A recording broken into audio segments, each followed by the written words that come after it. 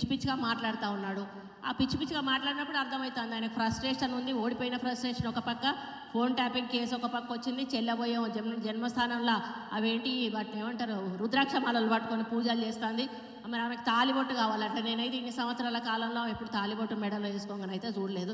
మరి అందులోకి పోయినాక తాలిబొట్లు గుర్తొస్తున్నాయి, రుద్రాక్షమాలలు గుర్తొస్తూ ఉన్నాయి, ఇవన్నీ గుర్తొస్తూ ఉన్నాయి. ఇదేదో బయట ఉన్నప్పుడు ప్రజల మీద ఉండి ప్రజలకు సేవ చేస్తే ఈరోజు ఈ పరిస్థితి మీకు వచ్చి ఉండేది కాదుగా. 9.5 సంవత్సరాల్లో మీకు ఇచ్చిన అధికారాన్ని దుర్వినియోగం చేసుకొని ఈరోజు నీతులు మాట్లాడితే ప్రజలు నమ్మే పరిస్థితుల్లో లేరు.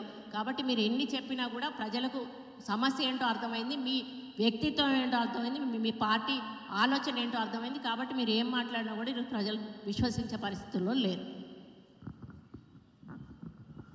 అక్క మంత్రి గారికి ఇంకో మాట్లాడుకు వచ్చిన విజ్ఞప్తి అక్క, అన్ని జిల్లాల విలేకరులకు ఇండ్లు ఇచ్చారు. అందరికీ 2-3 కోట్ల విలువలు ఉన్నాయి అక్క, ధైర్యం ఉన్నది. మరి ఇక్కడ ఉన్న శాసనసభ్యులు అందరం కలిసి సీఎం గారి దగ్గరికి వాళ్ళ తరఫుకి 4 తీసుకుపోయి